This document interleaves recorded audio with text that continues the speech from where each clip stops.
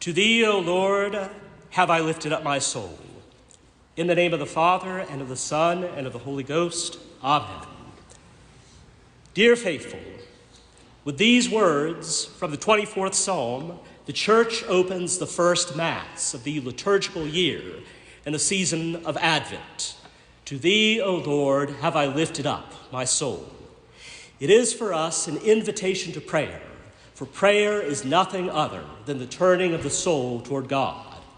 God is not far from us, though we cannot yet see him face to face as we desire.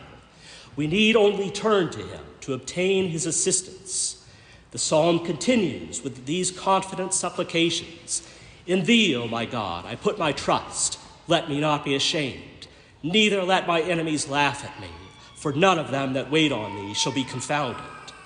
Wait for the Lord. Expect him, desire his coming and his presence.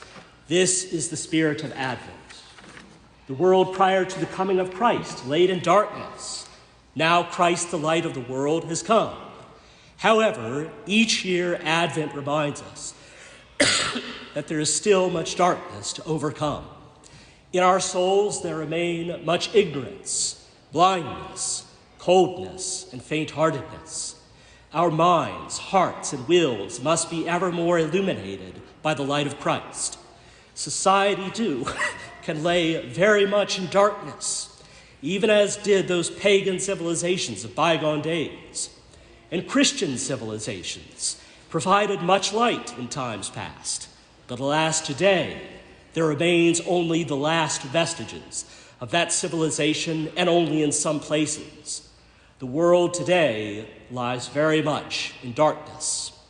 France, known as the eldest daughter of the Church because she was one of the first nations to publicly profess the Catholic faith after the baptism of King Clovis I, nevertheless began to be ravaged by the powers of darkness at work in the so-called Enlightenment, which led to the terrible French Revolution and the late 18th century, and was a revolt not only against order, but against the Catholic religion upon which it was founded.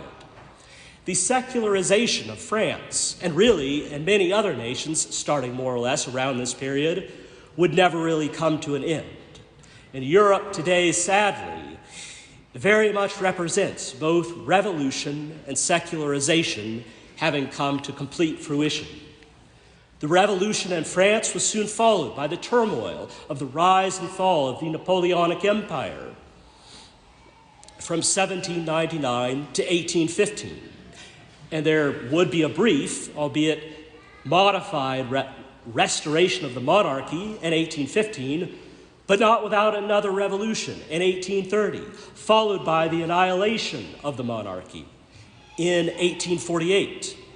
So this was the political context leading up to the famous apparition of the Blessed Virgin Mary at La Salette in southeastern France in 1846, where the practice of religion among the population was at an historic low.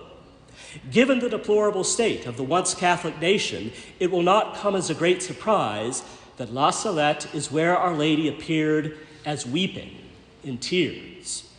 The seers of the apparition were two peasant children, 11-year-old Maximine Giraud and the 14-year-old Mélanie Calvat, who, though Catholic, were themselves somewhat victims of their times, having received only the most elementary of instruction in the knowledge and practice of the faith. Nor were they particularly devout, for at one point during her discourse, Our Lady asked them, Do you say your prayers well, my children? To which they replied, No, we say them hardly at all. Our Lady responded, Ah, my children, it is very important to say them at night and in the morning. And when you don't have time, at least say an Our Father and a Hail Mary. And when you can, say more. The children present in our church today, and indeed all of us, should remember these words of Mary the next time we're tempted to omit our prayers. The full weight of these words is felt when heard in the context of the entire apparition.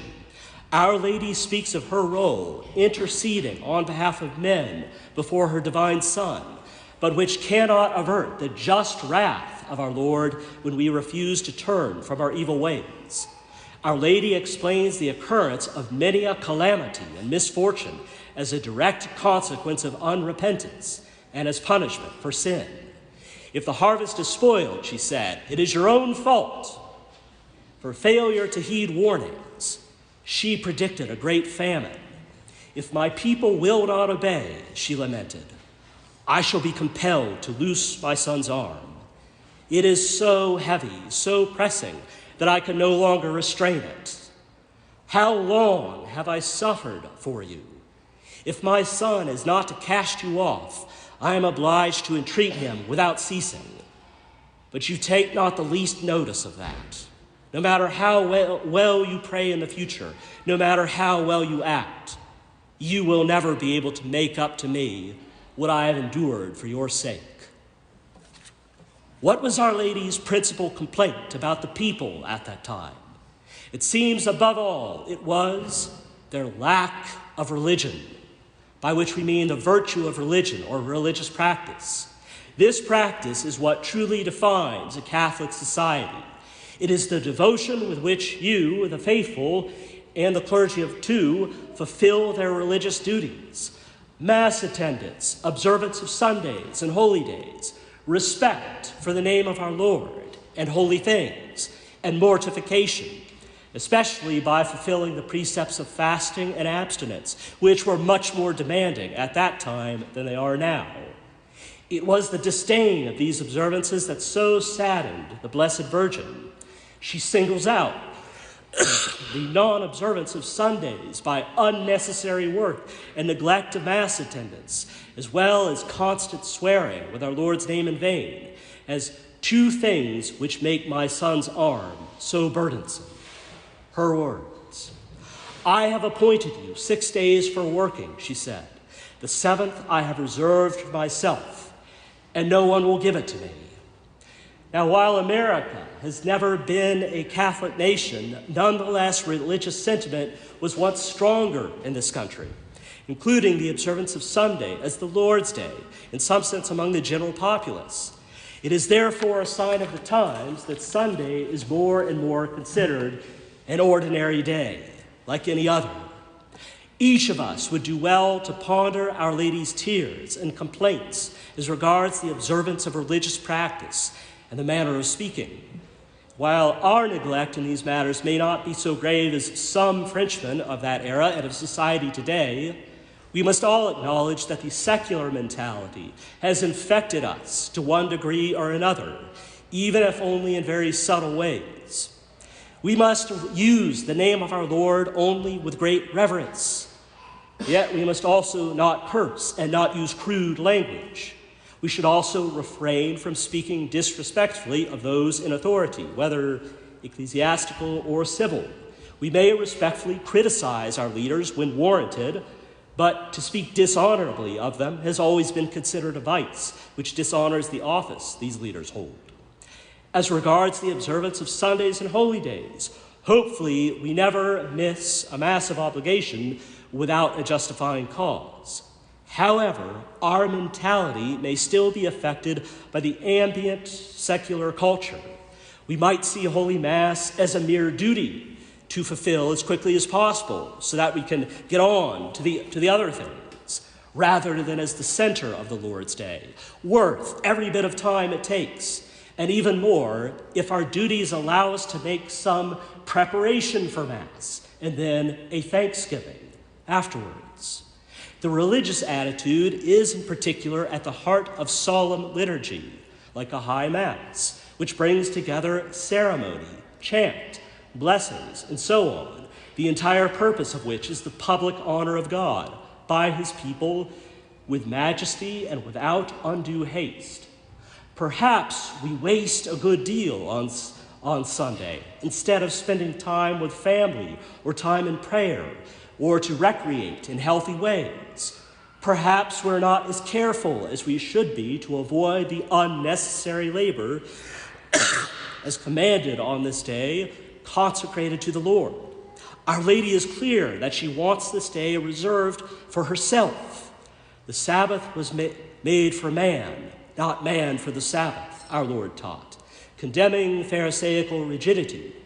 However, that does not mean that the day belongs to us. It is truly the Lord's day, not ours.